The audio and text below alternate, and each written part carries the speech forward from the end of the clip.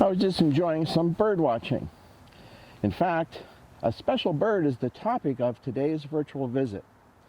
Hello everyone, I'm Steve Wozieski, better known as Mr. Steve, and welcome to another Asbury Woods virtual visit. We thought a good winter virtual visit would be one about an occasional visitor to our area this time of year. And when this animal shows up, it's a pretty big deal. It always makes the local newspaper and the TV news. What animal am I talking about? The snowy owl. In a few minutes, we're going to join Miss Jessica, and she's going to help you use your artistic abilities and to show you how to draw your own snowy owl. But first, let me tell you a little bit more about this occasional visitor. If you're a Harry Potter fan, I'm sure you're familiar with Harry's pet owl, Hedwig. Well, Hedwig is a snowy owl. I think the snowy owl is a very beautiful and impressive bird, with those soft white feathers speckled in black and a wingspan of almost 6 feet. I'm 5'8" tall, and that's 4 inches taller than I am. Young snowy owls typically have more black spots. Male snowy owls typically lose most of the black coloration as they age. Adult females tend to keep more of the black spots, so that's one way you can tell the difference. Adults can grow up to 24 inches and weigh 4 pounds. Like other owls, they have a tremendous sense of sight. Notice how big their eyes are compared to their head. If our eyes were that big in relation to our head, our eyes would be as big as oranges. They have large retinas that are packed with more rods than human retinas. The rods are the part of the eye that are sensitive to light. In low light conditions, the large number of rods enable the owl to see small objects 50 to 100 times better than humans. Like other owls, they also have a really good sense of hearing.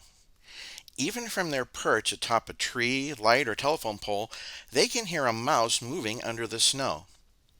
Ornithologists, who are scientists that are experts on birds, have observed snowy owls diving from their perch into 8 inches of snow and pulling out a mouse. As I mentioned earlier, the snowy owl occasionally visits our area of Pennsylvania. In fact, though, their normal range is north of Erie. In fact, on the other side of the lake, north through Canada, all the way to the Arctic Circle.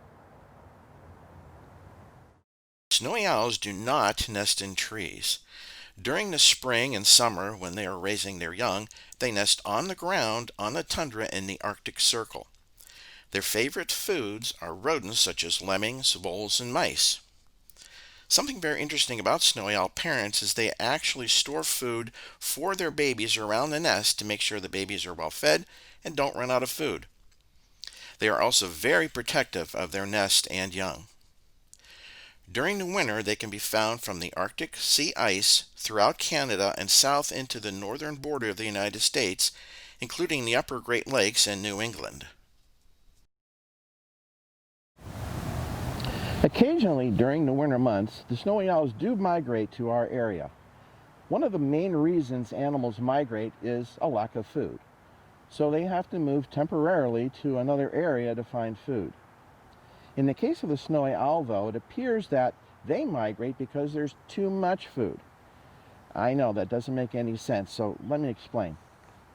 As I mentioned earlier, the favorite food of the snowy owls are rodents, such as voles, mice, and lemmings. In fact, one adult snowy owl can eat 1,600 lemmings in 1 year. That's a lot of food. Every few years, the population of the rodents increases. So that means there's more food for the baby owls. As the baby owls grow and leave the nest to test their wings and to find a place of their own to live, it's so crowded they have to increase their range. And they increase it further south into our area and even as far south as Florida. But they soon find out that these habitats don't supply everything they need, and they head back up north and eventually find a home in their own normal range. Owls are typically nocturnal, meaning they sleep during the day and come out at nighttime for food. One interesting fact about the snowy owls is they are both nocturnal and diurnal. It all depends on when the food is available. You can often see them during the day sitting on a light or a telephone pole near an open area such as a field so they can survey the land for rodents to catch. Have you ever heard the call of a snowy owl? Well, I happen to have a toy snowy owl here, but inside is a recording of a real snowy owl call. So when I press this, you'll hear what they actually sound like.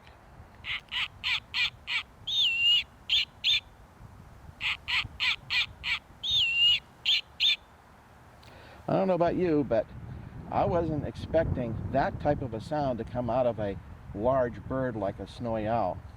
You were probably expecting the normal hooting sound of the great horned owl. Actually, though, every single type of owl has their own call that's specific to that species, that type of owl. So they can talk to each other. The snowy owl sounds like this again.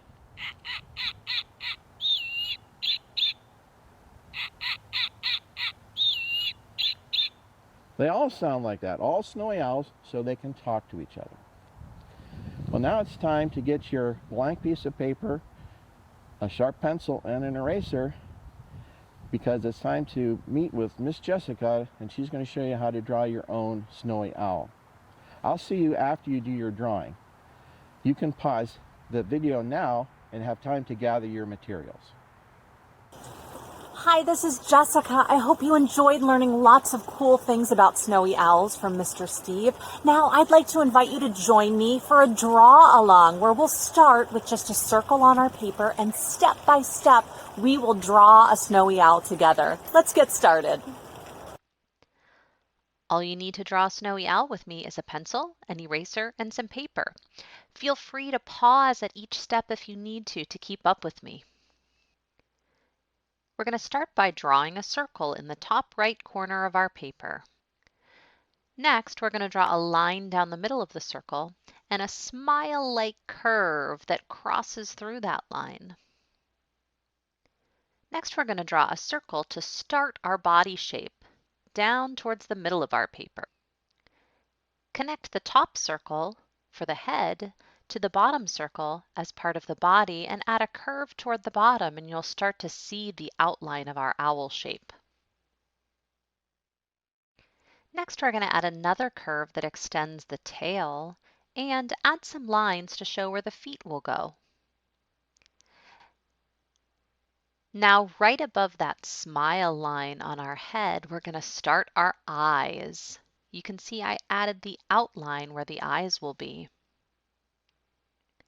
We're going to continue shaping and filling the eyes. Now it's time to add an outline where the beak will be.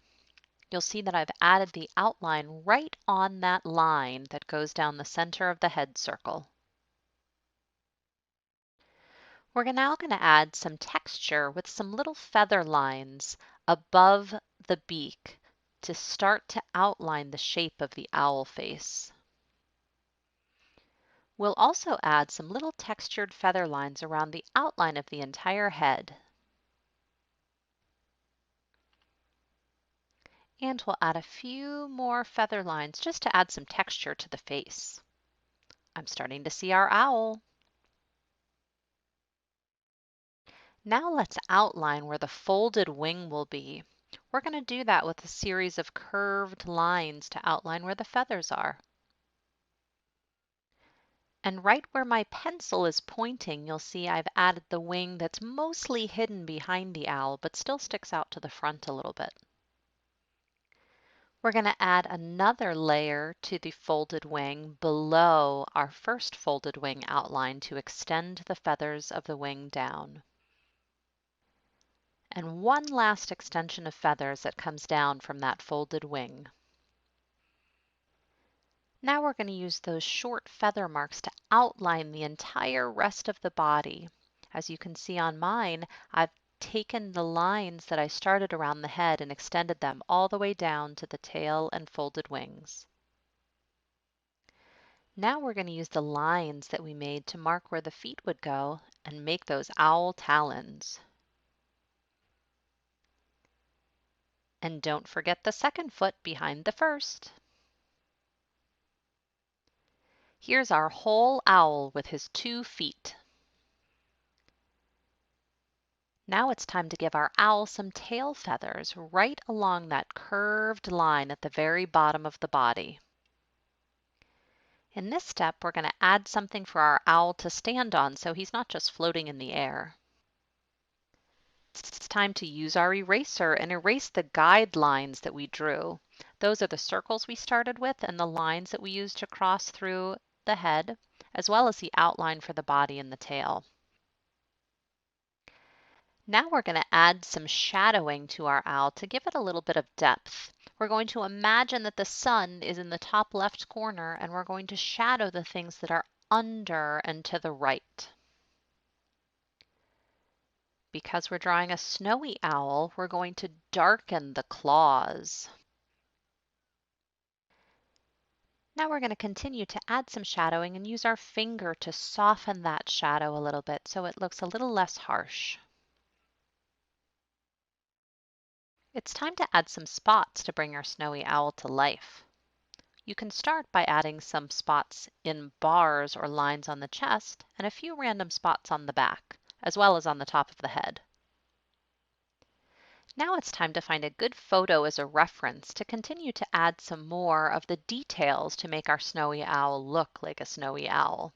You can find lots of pictures on the internet. And now it's time to add the distinctive yellow to the eyes. Here we have it. What started as just a circle on our page is now our snowy owl with its yellow eyes and its distinctive spots. We hope you enjoyed today's virtual visit on the snowy owl. And we'd like to see your drawings.